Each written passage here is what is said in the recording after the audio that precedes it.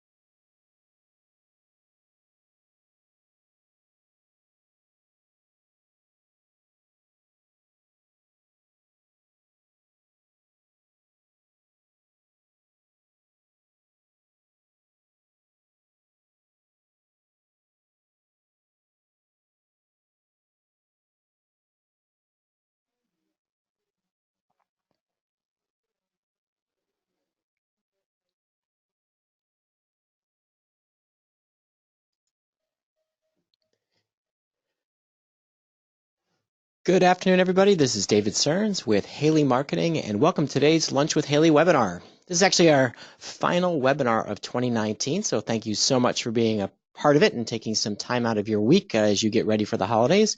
Hopefully, all of your holiday shopping is done or at least thought about. And if either case, you're way ahead of me because I got a long way to go. And maybe that's really a relevant transition to today's webinar topic. We're going to be talking about goal setting, and some of it's going to be personal, some of it's going to be for business. Today's session actually comes out of something that a lot of you may not know that we do internally here at Haley Marketing. And so every Thursday morning, we have a class for our team called Be a Consultant, where we talk about ways that our team can be better at consulting with our clients. And we provide practical lessons on everything from fundamentals of things like goal setting to more deep dive advanced topics on the staffing industry and marketing trends and just about anything you can think about. I think I was looking at the PowerPoint deck this morning, and we're at 400 slides that are in this ever-building deck. So today, we decided to take one of our internal lessons and bring it out to all of you. And the reason we did that is we see lots of staffing companies and we're working with them on their marketing strategies. And one of the first questions we ask people is about their goals. And what is quite surprising is how frequently those goals aren't very clearly defined, and there's not really a game plan for success, and that tends to lead to not such a great outcome. To kind of kick things off here, a quote from a sales consultant guru that I've always been a fan of, Brian Tracy, and he defines goal setting as the single most important life skill you can have. If you look at people who are successful in life, 99.9% of them make goal setting part of what they do. They don't let life happen by choice. They're very deliberate about what they want to accomplish, and they live every day by intent, actually thinking about how am I working towards my objectives each and every day. Yet, despite, we've got a stat for you in just a minute, but I want to talk a little bit about why you should be setting goals. So some of this I think is going to be really obvious to everybody, but for those of you who never really sat down and thought about goal setting, well, the first thing is it clarifies what's important to you. And what tends to happen when you don't have goals set is you'll have generalizations. I want to grow sales. I want to be more successful in my career. And without clearly defined goals, it's hard to know where you're going. The old adage is, if you don't know where you're going, any road will take you there. And if you don't have a destination in mind, you really don't know what road to set out on. So we're going to clarify the outcome, where you want to get to. I like goal setting because of the second bullet is that it provides a purpose. Why do I get out of bed every morning? And especially on those days that don't go exactly as planned, maybe something went wrong technically. I know it seemed like Microsoft was having problems today, or maybe the whole internet was. Things were really slow. Well, when you don't have a purpose, those distractions, those frustrations can really get you down, and they can make you depressed. They can make you dislike your job. They can make you have issues with your family. And when you have clear goals and you realize that the distractions, the frustrations are really just a speed bump towards the destination and that nothing is a linear path, there's always ups and downs, that clarity of purpose, that vision for where you're headed really helps you keep you balanced and help keeps you sane, help keeps you motivated to move forward. I think a very important aspect of goal setting is to provide focus. I mentioned the most successful people, they get out of bed in the morning and they think about, what is my intent for the day? What do I want to accomplish? Today would be a great day if I did X. And by thinking about goal setting and breaking it down to the level of my daily intent, it helps you focus your time and effort. If you look at your calendar and you see that 50%, 75, 80, 90% of your day are not activities that are leading you towards your goals, you know you need to make a change. Or even worse, I know I've been guilty of this, the inbound emails, the interruptions, the hey, have you got a minute? Distractions end up dominating your day, and you're not in control of your time. You're not really working towards your goals. The goal setting and the blocking and tackling of your daily calendar helps you ensure that you're doing the right things each and every day. Sounds so easy, and it really is, if you can make the goal setting, the daily intent, and the setting time for your goals part of your daily schedule. I mean, literally part of your calendar. It also makes it easier to say no to things that are unimportant. Now, full confession here, I have a really bad habit of seeing the shiny new thing and getting excited by it. I'm an idea person by nature, and so I love to jump into things right away when I see a new idea. Well, goals help me refocus. Actually, they also help other people around me to remind me of, is the shiny new thing really leading you towards your goal? Is it the most important thing for you to focus your time and attention on? And even though the shiny new thing may be exciting, maybe even a great benefit at some point, if it's not important now, it's easier to say no, because it's not something that is on the path to achieving that objective.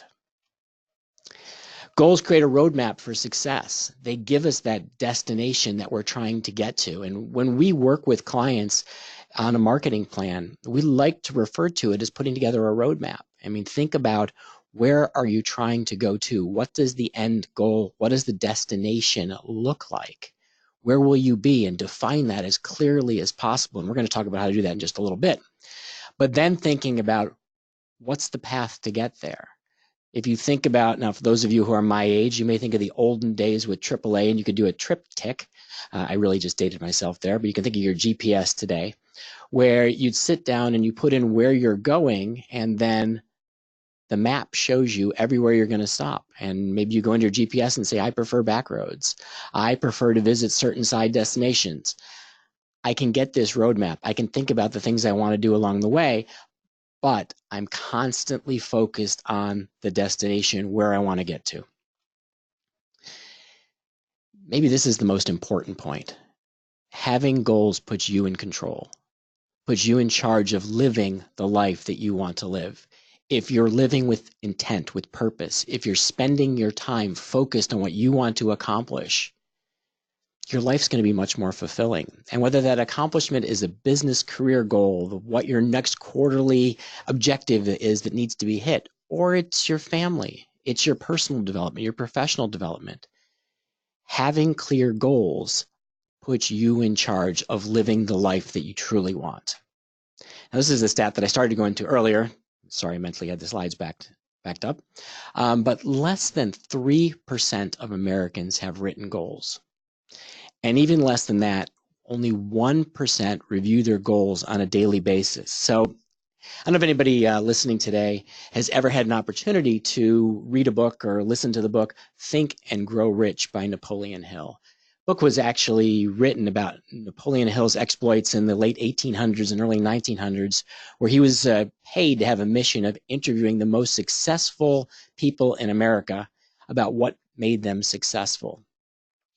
And he really learned that these people who really created the industrial era, what made them tick was having written goals. And he talks about in the book the need not just to consciously know what your goals are, but to subconsciously know what your goals are, to actually put your goals inside your brain, in your subconscious, so that your mind is working on your goals even when you're not actively thinking about them. And this is going to sound crazy. And when I first read in the book, I thought it was crazy. But what Napoleon Hill says to do is you write your goals down somewhere very visible. Then you should read them to yourself out loud every morning and every night. And I thought, I'm like, what difference does it make? If I know my goals, I know my goals. Why do I have to read them to myself? Why do I have to see them every day?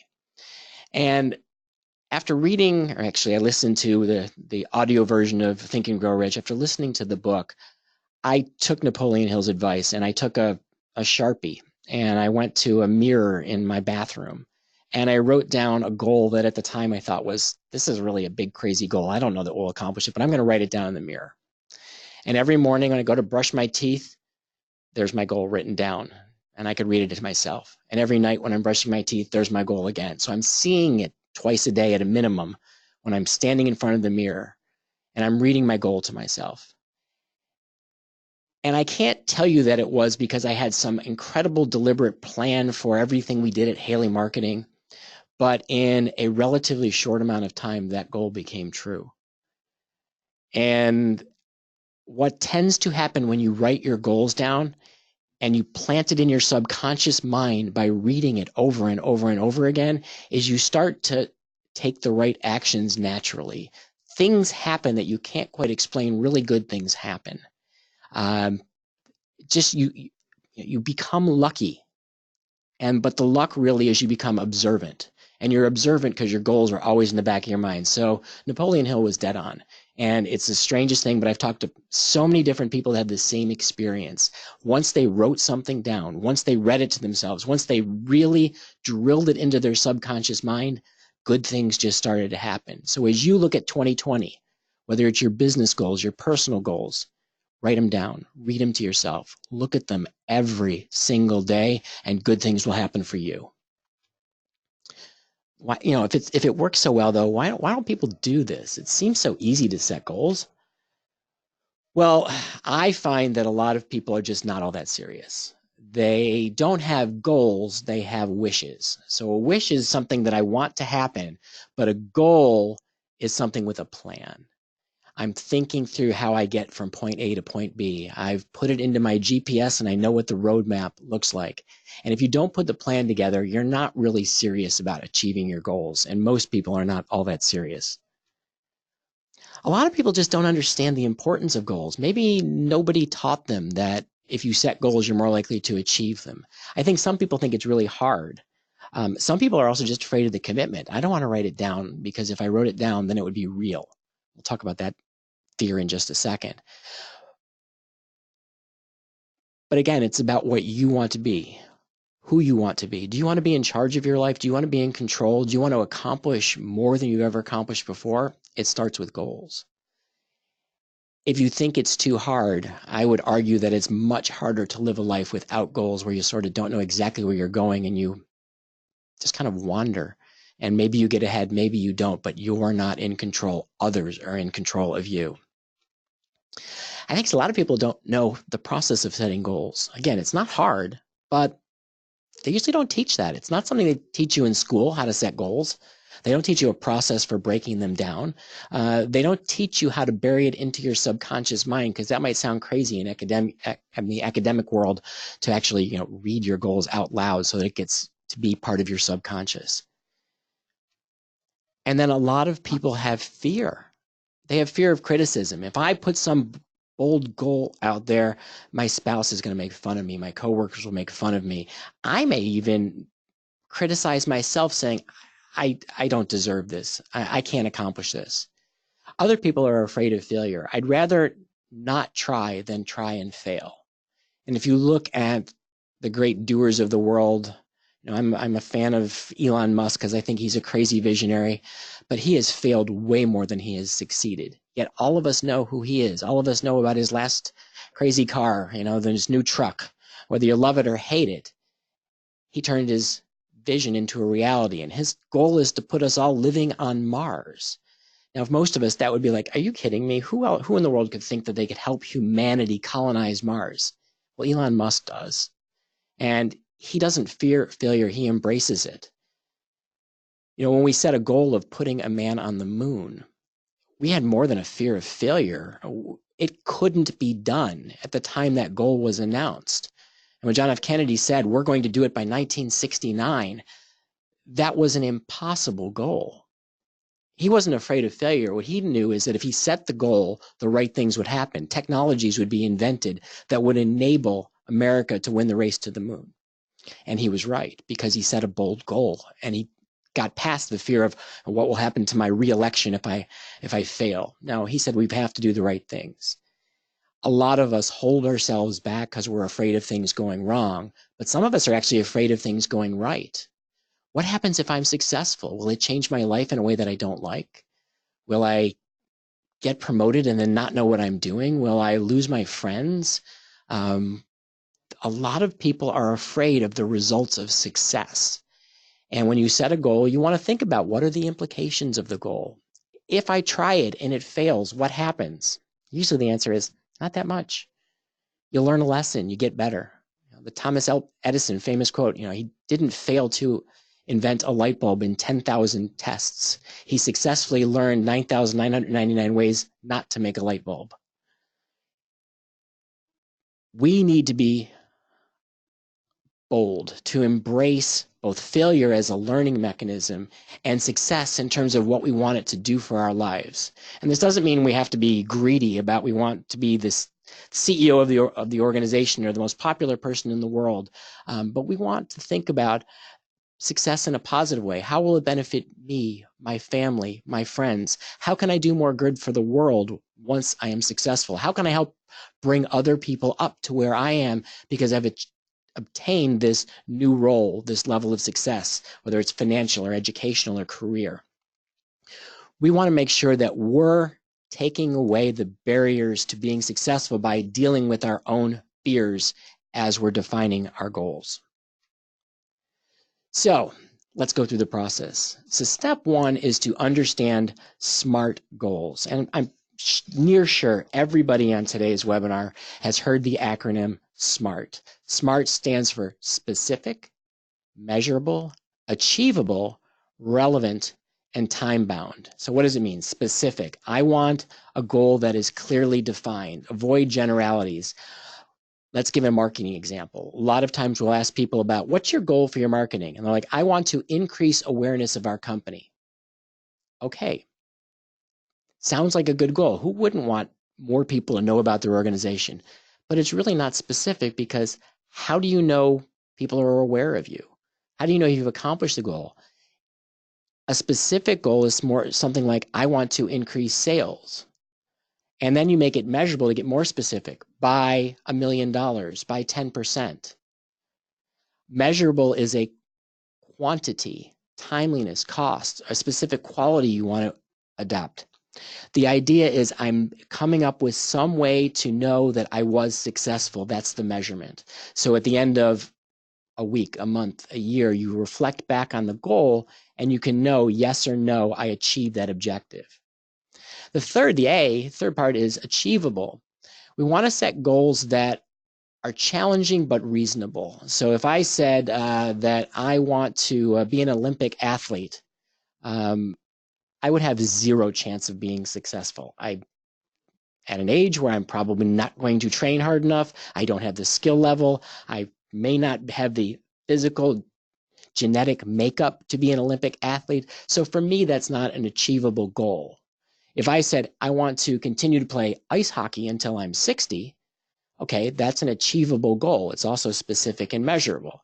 So I can create a challenging goal, keep staying on the ice, playing those late night games, but it's something that I can actually accomplish. And then the second part of that bullet says, don't assign too many goals, even though each one is within reason. It's another bad habit that businesses have, is we try to set too many objectives. A friend of mine, Tom Kosnick, he always talks about when he's coaching clients on strategic planning, says no more than 3, maximum 5 strategic initiatives for the year. If you have more than that, it's too much to focus on. And I think for any individual, it's usually like 1 to 3 primary goals. We're going through a process at Haley Marketing called Entrepreneurial Operating System, learning to develop a better approach to management. And with EOS, you set 10-year goals, 3-year goals, 1-year goal, and then you break it down to quarterly, their goals, they call them rocks. Rocks being the most important thing that you're going to focus on. And nobody should have more than 3 rocks. Most people are going to have 1 or 2. 1 or 2 most important achievable objectives, so we don't have too many things to get done, because otherwise we failed from trying to spin too many plates. The next is relevant. I want to make sure that whatever objective, whatever goal I set is relevant to the bigger picture. So if I set a goal of increasing sales by $1 million, why? Why is that important? Well, my 10-year goal is to be a $10 million company, and if I add $1 million a year, I'll be at $10 million in 10 years, assuming I'm starting at 0. But the idea is I'm trying to set goals that are relevant to my even bigger long-term objectives. And lastly, time-bound. I think a lot of people are afraid to put a date on a goal, a commitment. I will do this by X date. But if you don't put a time horizon on the goal, then it becomes okay to procrastinate, okay to constantly push it off into the future. So you need to give yourself a deadline. You want the deadline to be realistic, not something that's so big I couldn't achieve it in that time frame, but the deadline will be one of your biggest motivators, because you can look when you're reviewing your goals twice a day, what's my deadline for getting this done? And when you get up in the morning and you set your intent for the day, you can look at that deadline and say, geesh, what do I have to get done today? What do I have to get done this week to stay on track? All right, step 2 is to define your BHAG. So BHAG is an acronym that stands for Big, Hairy, Audacious Goal. And when you think long-term, your 10 years, maybe your lifetime, these are your BHAGs. Your BHAG should be something that you maybe only have a 90 or a 95% chance of accomplishing. It should be something that's very difficult. I remember when reading a book about Microsoft and when they started, and their BHAG was to have software running on a computer on every desk in the world. When they stated that goal, they were a tiny little company, yet they achieved it. The big, hairy, audacious goal sets your long-term vision. Most of the goals you're going to work on are going to be shorter term, but you want to start with that long-term vision. Where do you want to be in 10 years or 20 years? And again, this can be from a business perspective, a personal perspective. Dream big. Don't put restraints on your thinking when you're starting with your BHAG. You can always scale it down if you decide it's not realistic or it's not really you, but start dreaming big. Can you be the next Elon Musk? Why not? Can you be the leader of the largest staffing company in America? Why not? It's really about what's right to you. The only reason not to dream big is if the big dream doesn't fit with who you are, and then you pick a dream that's who you really are. A question that's a fun one, this is kind of like a brain exercise, is, what would you do if you knew you had a 100% chance of success? What would you try to do? So would you go into a new skill discipline? Would you launch an online staffing company? Would you get out of the staffing industry and try something brand new? If you knew for sure you were going to be successful, what would you take on? Sometimes that helps people to dream big and think about those very long-term goals, because with persistence, there's not too many things that would not be on the list of 100% chance of success. Goals can really be about anything that matters to you, and there are 7 types of goals that you can set. Now, this webinar is all about growing your staffing and recruiting firm, and a lot of these things are really personal goals, not necessarily business goals, but I wanted to cover the personal stuff as well, because I believe that if you don't have personal well-being, if you don't succeed in life, it doesn't matter how well you do in business. In fact, I actually had a really great speaker who said that exact statement. He said, no success in business outweighs a failure in life. And so you want to be thinking your 2020 vision is, what are my personal goals, probably even before your business goals, because your business goals are usually a means of accomplishing your personal goals. So do you have career-related goals? How about financial goals? Is there a certain money target that you want to have for either a salary or cash in the bank or retirement savings or money you put away for your kids? Maybe professional development, you'll have goals there. It's not necessarily a job title, but I want to learn new skills. I want to become the best at something. I want to diversify my skills so that I'm ready to take the next step in my career. Then there's personal development. Maybe you want to do some things that are outside of work to improve yourself. Maybe you want to take a cooking class or learn to paint or be a photographer. Maybe it's just a goal of how you invest time with family and friends. Of course, there's spiritual goals, whether you're religious or not religious. It's just your relationship to other people, your relationship to God, if you believe in God, your relationship to the planet we live on. There's lots of different ways people reflect their spirituality, and having goals can really help keep you grounded in things that are not just career and the nonsense we see on TV and on the internet every day. Family, love, and friendship. Social goals are extremely important. Been doing, and my wife's been doing a lot of research on Alzheimer's because we've had some family members that are suffering with this disease, and making one of the findings that they've had is that having strong social networks, strong family, love, and friendship is really key to long-term mental health. And while professional development and constantly learning and healthy lifestyle is also important to your mental health, so is your social well-being. And health and fitness. All of us like to set those New Year's resolutions, going to lose so many weights, so much weight, going to get it to the gym more often. But we really want to think about what's our BHAG kind of goal for health and fitness. Could be about long-term mental health, heart health, if you've got family histories, things that you want to learn to avoid.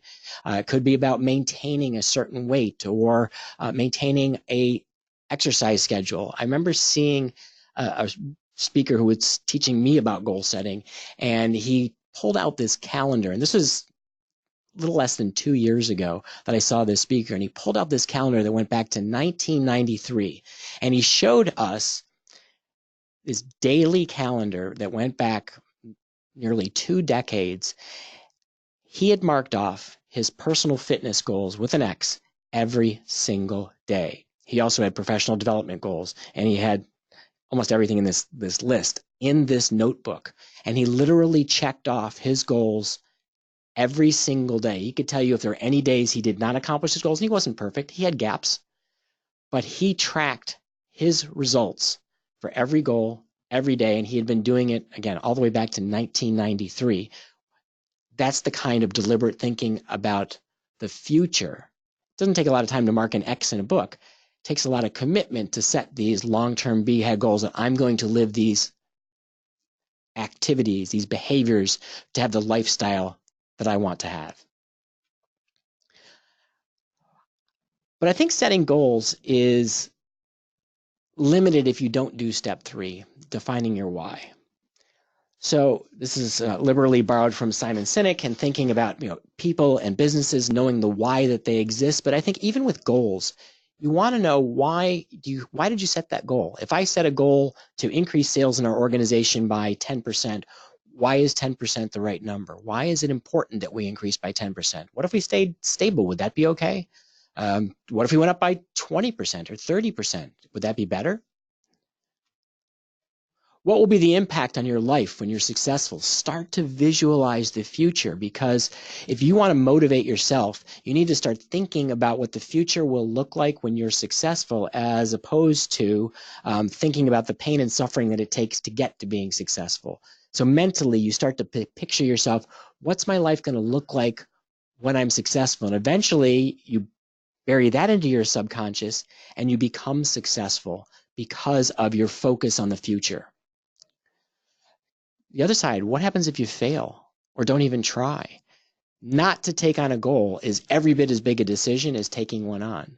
So what will be the impact on your life if you fail or don't try? What's interesting is more often than not, there's a bigger negative impact to not trying than there is to failing. If I try to lose 10 pounds and I only lose 5, I failed at the goal, but I'm still 5 pounds better off. If I don't do anything, best case, I stayed the same. How will success make you feel? And this is one, we're not going to try to do this on a webinar and close our eyes, but when you plan your goals, close your eyes, really visualize. How will you feel? What would it feel like that you got that promotion? What would it feel like to step on the scale and see the number that you haven't seen since high school? What would it feel like to be playing with your kids and you've got more energy than they do? What would it feel like for your business to reach that $1 million, $10 million, $100 million mark?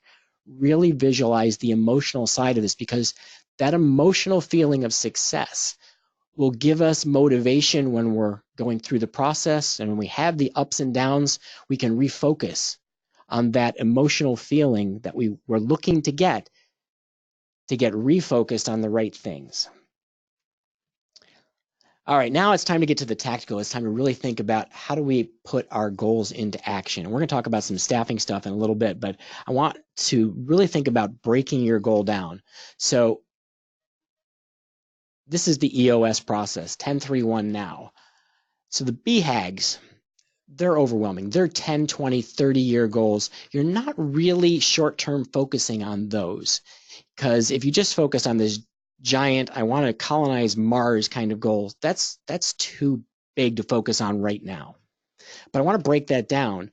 Let's look at, if that's my 10-year goal, my BHAG, well, where do I need to be in 3 years? And if that's where I need to be in 3 years, where do I need to be in 12 months? Then that 1 year, what do I need to accomplish quarter by quarter over that next year? That's those rocks. How do I define my rocks so that 90 days from now, I have clearly defined with a SMART objective what I want to get done? And that breaks down finally, where do I start? Where is the most important thing? What is the most important thing for me to do? Where's the most important place to start? Let's say I had a goal of growing sales by $1 million. And so in order to accomplish that, I know that I'm going to need to have 10 new clients. So in order to get 10 new clients, I've got to make a lot of sales calls. I've got to get a lot of marketing out the door. So in the next quarter, my most important objective is to shore up my sales plans, to make a key account management plan, and to develop a new marketing campaign. And those are my 3 rocks for the first quarter.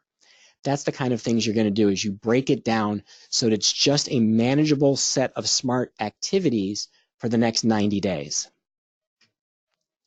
And again, when you think about goals, recommend that you break them down from goals to strategies to tactics. So the goal is the destination. The strategy are the paths to get there. And so let's say, again, the example, I want to add $1 million in new sales. So strategy number 1 is I could sell harder. Strategy number 2 is I could do more with my current clients. I could deepen relationships. Strategy number 3 might be I could add a new line of service. Strategy number 4 would be I could go into a new geographic market. So you're thinking about all of the big ways to accomplish your goals. Now, you're going to come up with more potential strategies than you really want to implement. But the idea is the first thing you do is you take your goal and you break it down to what are the different ways that I could accomplish the objective. And then once you've done that, you pick the ones that which of those things make the most sense for my business. And then you break each strategy down into specific tactics. Taking it even further, your goals, your strategies, your tactics then become your action plans. This is what your team's going to put into place. So over the next 90 days, our action plan is to develop a new marketing strategy. We're going to look for a plan to improve our website, to improve our social media, to improve marketing around our sales process. Our action plan is to get those 3 things completed and updated in 90 days. The KPIs are the key performance indicators. What are we going to measure? Now, in the case of the example I just gave you, the KPIs may simply be that the plans got done and they're ready to implement by that specific date. But I might have KPIs for, like, how many new clients did we close? That's a KPI of my future sales. How many new prospects did we touch? That's also a KPI of future sales. How many sources of talent are we using to bring people into our organization? That may be a source. What's our average candidate intake, our number of people interviewed each week? I have a minimum goal for that, and maybe I'm going to every quarter try to increase that KPI in order to have the fills that we need to have. So you're trying to determine the metrics that you will use week in and week out over the next 90 days to accomplish your quarterly rocks, to accomplish your annual goals, and then ultimately to accomplish your BHAG. But you want to break your goals down, and most people at the top have not clearly defined the goal, have few, if any, strategy, and the most common strategies in staffing and recruiting are let's make more calls. That's one strategy, but it's certainly not the only one. And the tactic means let's pick up the phone more, let's reach out on LinkedIn more, let's send more unsolicited email. Those are tactics, but again, limited by only having one strategy. If your strategy was let's open a new geographic market up, very different tactics than if it's just make more calls. So another example, we'll take this personal one. I want to lose 10 pounds. So 10-pound goal means, of course, don't eat the donuts, don't eat the cakes. That's the obvious one. I'm just going to cut pleasure out of my life. There's going to be no carbs. I'm going to be healthier. Well, I don't really have to give up everything. A pound is 3,500 calories. 10 pounds would be 35,000 calories. So if I could cut 500 a day out of my normal diet, I'd hit my goal in 70 days, assuming nothing else changed. But then how would I cut 500 calories a day? That sounds like a lot. Well, maybe I'd try intermittent fasting, or I'd just skip breakfast. I might get 300-400 calories out of that. Maybe instead of having those 2 snacks a day, I could get along without them. That might be 500 calories. All right, maybe I'd cut out booze, or maybe I just limit it to the weekends. Might be a way to cut out calories pretty easily. Maybe I'm going to really cut down and eat light on the weekdays and splurge a little on the weekends. And what we're looking at here is these are different strategies for achieving the goal of cutting 500 calories a day. That daily goal is part of the bigger goal of lose 10 pounds, cut out 35,000 calories. This is a diet-specific one, but here somebody asked a question, what is a KPI? It's the key performance indicator. It's a metric you can track. Here, the metric somebody would track is how many calories did I eat today? If normally I was eating 2,000, okay, my goal is 1,500 or less each day. And so somebody could have that KPI. If my goal was $1 million in new sales, and I know from my historical data that every 10 sales calls leads to a job order, and every new client is worth $5,000 a year to me on average, well, then I need 200 new clients and I need 2,000 sales calls to get 200 clients. I can develop key performance indicators for how many appointments do I need to have to achieve my goal, knowing all the data. The key to your success, to turning dreams into reality, is to have a plan that works for you. In the donut example, or the lose 10 pounds, some people could easily skip breakfast, some people can't. Some people could easily cut 500 calories a day. Some people might not and would rather splurge a little on the weekends. Some people could say, yeah, get rid of alcohol, no problem. Other people would say, no, that's part of my daily routine or my weekly routine. The idea is you need to have a plan and metrics that work for you and the way you want to accomplish your goals. Then you have to write it down. No, I mean, we really have to write it down. I wasn't joking when I said I took a Sharpie and I wrote on my mirror, and that made all the difference in the world. We had a 500% growth in our business after I wrote it on a mirror. And I looked at it, and my wife, who was our COO, she was also looking at it every day, and it just planted it into our heads, and we started doing things differently to make it happen. When you write it down and you read it in the morning and you read it at night, it makes an impact. I know most people listening to today's webinar won't write it down.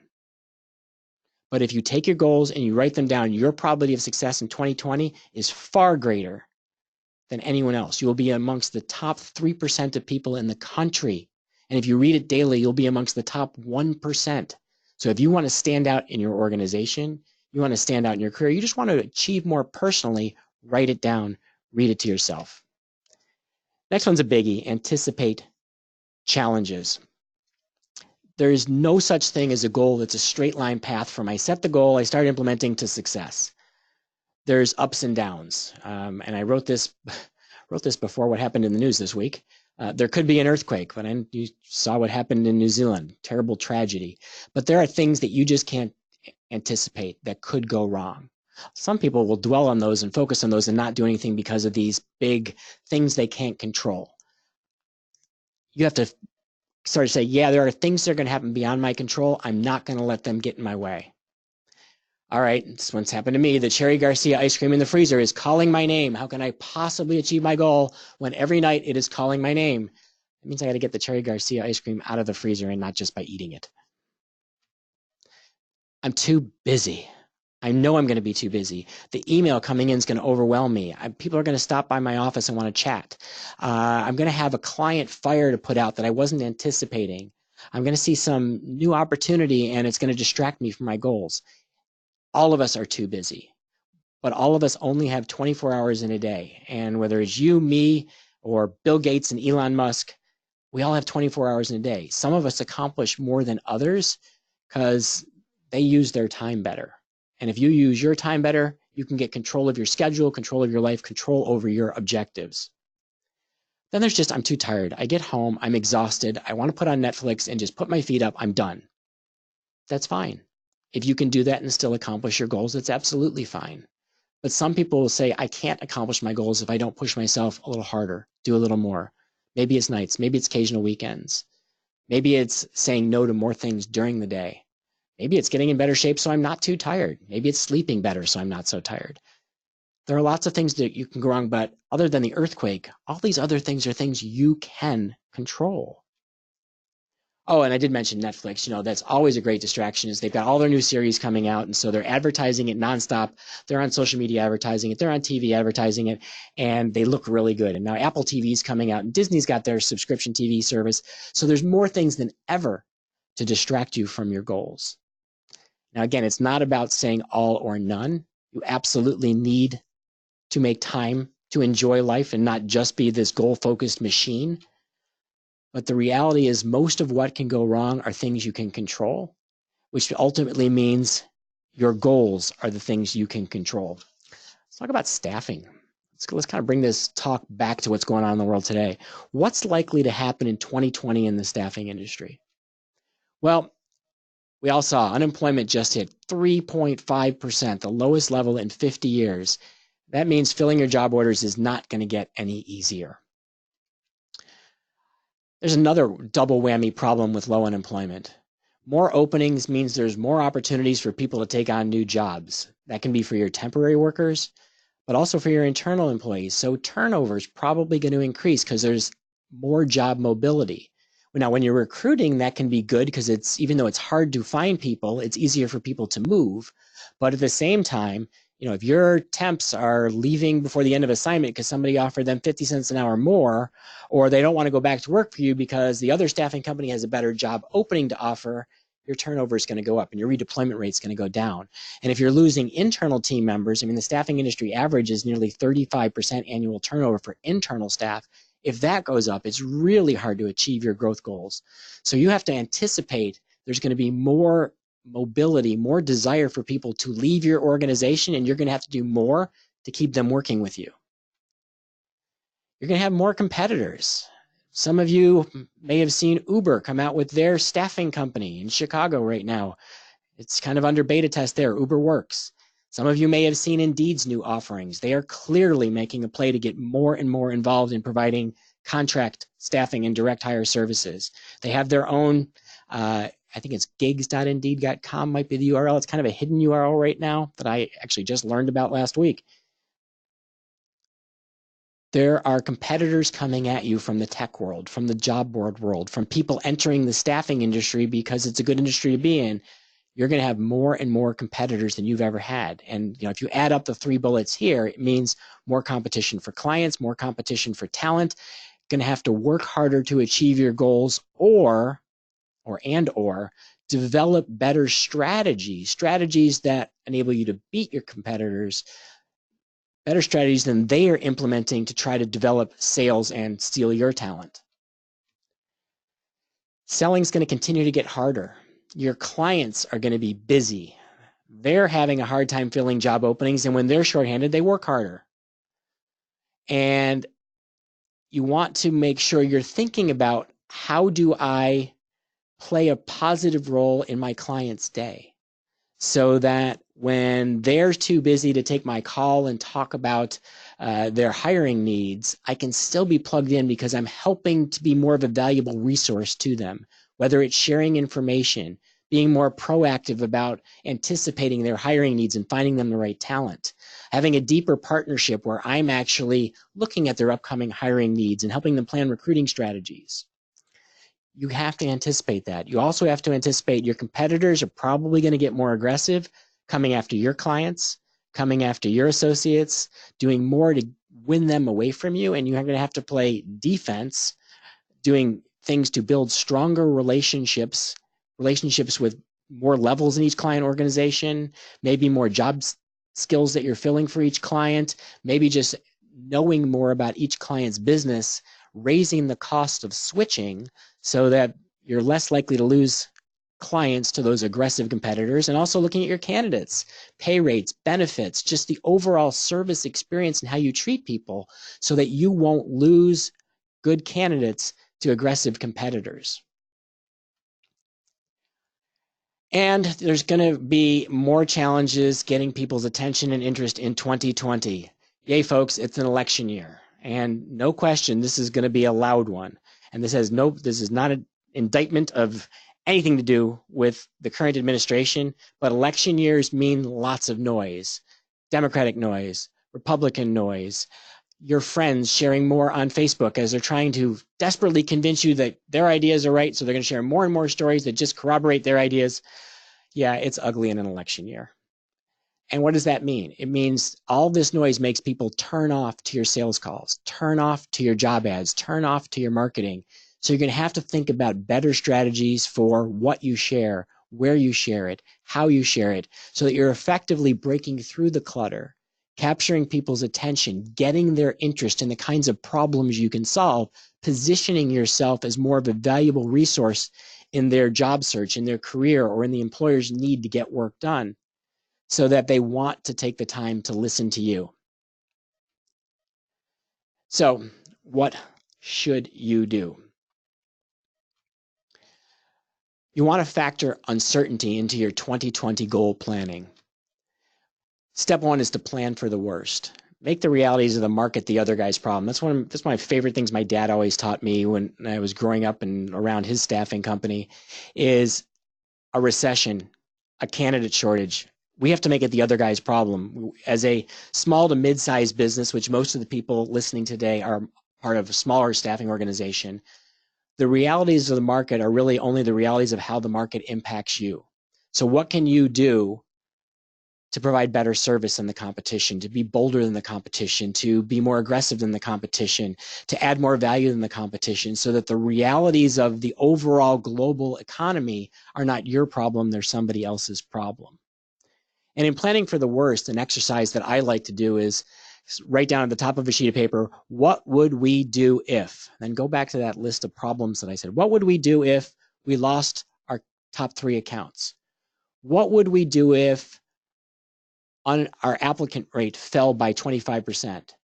What would we do if, and start asking yourself these questions and playing a worst case scenario game. What would you do if these things happened? And then you look at that list of what would you do and say, well, which of those things should we now do today to deal with the problem ahead of time? How should we build a wider client base? How should we have deeper relationships with clients and candidates? How should we be more proactive about redeploying people on their next assignment? What do we do to build our brand in the market, both online and in the real world, so we can make these realities someone else's problem? We have to focus on the value that you can offer, the problems you can solve. Answer this really hard question. Why should a client or candidate choose you over the competition? If your answer is some version of because our service is better, that's what most of your competitors are saying. So what other reasons? Maybe because you fill jobs faster. How do you prove that? Maybe because you have consistently a higher caliber of talent that you provide. or you're able to demonstrate a higher return on their investment in your services. Why should they choose you? Maybe the service experience is easier. You're just so much easier to work with. Maybe you have technology that the competition doesn't offer. You need to focus on the value and then look at from the client's perspective. What problems are they having you can solve better than anybody else? Turnover problems, recruiting problems, talent quality and the ability problems. They don't have people who are well enough qualified to do the jobs they need. They're not effectively planning for their own hiring needs. They're not doing any workforce planning. They don't have good recruiting strategies. They have a bad hiring process. There's so many problems your clients have that you see that you may be able to help them solve. Some of them could be entirely new services, like consulting with companies on fixing their recruiting funnel or improving retention. Some of them just may be ways you add value by observing these problems and sharing useful information to help them address their challenges. For every one of your goals, you want to think about multiple strategies. Do that brainstorming that we did earlier. If I want to grow sales, is it through new clients, new markets, new services, getting more aggressive, or something else? For every goal, list out those strategies and then circle the ones that you say, we could realistically implement these, we could be successful with these strategies. Invest in training. You really need your salespeople in particular to understand the economic value of your services, how staffing controls costs, how it improves productivity, how it manages employment and labor risk. You really want your salespeople to be able to walk into a client, see a problem, and say, I know a staffing solution to that problem. They need to think about your services, your staffing, your recruiting as a tool to solve business problems. So they're not going in there selling temporary help. They're not going in there selling, we can provide labor by the hour. They're selling, we can provide solutions to help you, the employer, get work done more efficiently, more effectively, with less pain.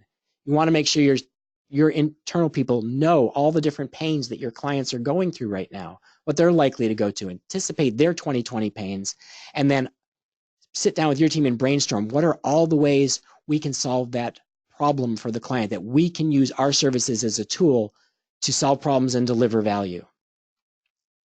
You want to optimize your recruiting. You may have seen on a prior Lunch with Haley our 4 pillars of recruitment marketing. And if you missed it or never caught it, go to our website, lunchwithhaley.com. Do a search in the on-demand webinars for recruitment marketing and watch the 4 pillars. But you want to be looking at how to help your own company with your career site so that you're not losing talent that's visiting your website but not applying for a job. With your job advertising so that you're getting a higher return on the money you're spending on job boards and that you're not just subject to the boards telling you, hey, we're increasing prices and you're stuck with it. No, you're not. There's lots of boards. There's lots of different ways to invest that money that can dramatically reduce your cost per application and get more applications on more jobs. You want to look at your social recruiting and say, do we have a really good strategy on social media for active job seekers? Do we have a good strategy for passive job seekers, those that are open to new jobs? Do we have a good strategy for those who are happy with their current jobs but would still be willing to take a look? Do we have a good recruiting strategy for winning people away from our competitors? And then you want to look at the last pillar, is your employment brand. Do we have a great brand online in the local market? Do we have a really strong reputation? Are we well known? Are we an employer of choice for the kinds of candidates that we put to work every day? Then you want to make sure you're keeping your company top of mind. There are not enough hours in the day for your salespeople and your recruiters to stay in front of every client, every prospect, and every candidate as frequently as you need to do it. So you have to invest in having a consistent and persistent sales and marketing process. You want to think about how can we be everywhere? Being everywhere meaning if people go online, they see us. They see us on LinkedIn. They see us on Facebook. They see us on Twitter. They see us on Instagram. They're seeing us through the organic content that we're sharing and that they're following, and they see us through paid advertising, targeting specific groups of people. They see us in the real world because we're at events where our clients hang out. We're in their offices, in their mailbox, on their phone. We're in their inbox. We want to be everywhere. Now, we don't want to be a pest. We want to be everywhere in a very positive way, always as someone that's adding value to the conversation, sharing useful ideas, distributing great content, distributing great advice, helping your clients to succeed in this very tough market for talent. Now, today, my presentation was mostly about the theory behind how to set and plan your goals. If you'd like a workbook to take you through doing it for your staffing company, and you haven't seen this one already, we created a really nice piece that we did for Staffing World. We'll also be using it at the Executive Forum. Some of you may have received it already, but it's our 2020 Vision Workbook. And what we do is we go through this exact process that I've described today of goal setting. And it talks about planning specific marketing strategies for your business development and your recruiting, and helping you evaluate everything you're doing for building your brand, generating sales leads, improving your candidate flow.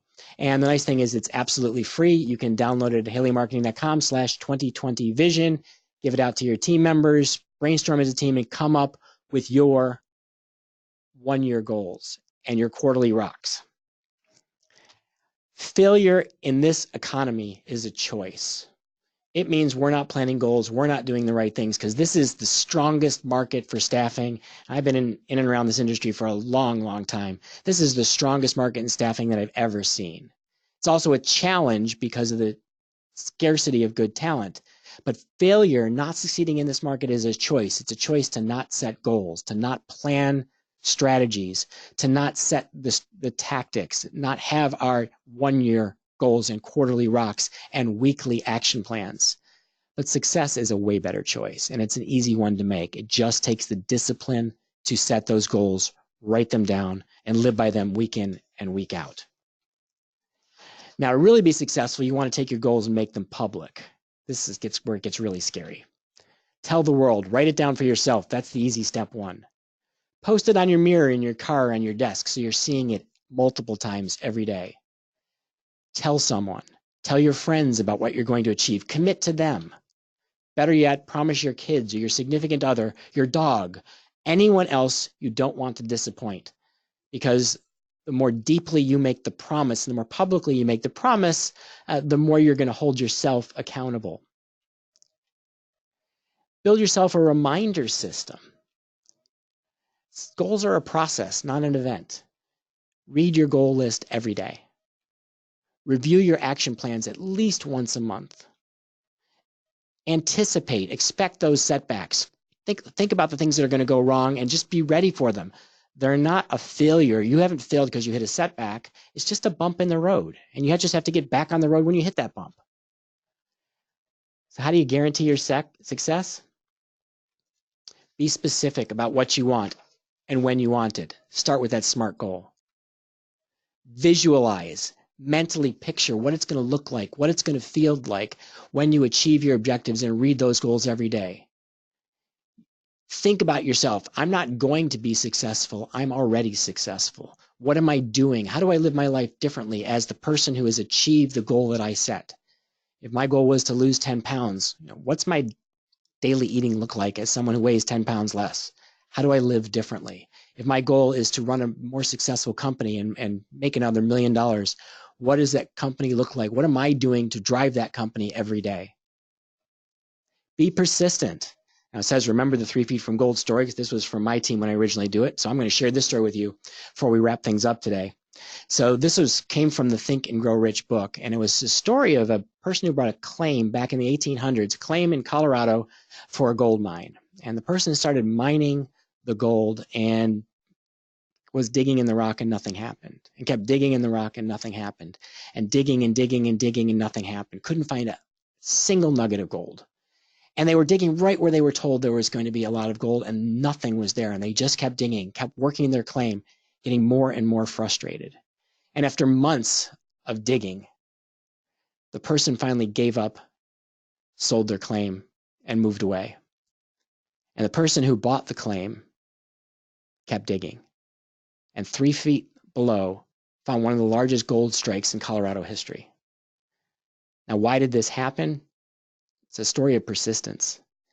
Now, the person who bought the claim did their homework. It wasn't persistence without having a good goal in mind. They knew what they were trying to accomplish. They knew it was realistic. They knew where to dig, and they actually knew the person they bought from was digging in the right place.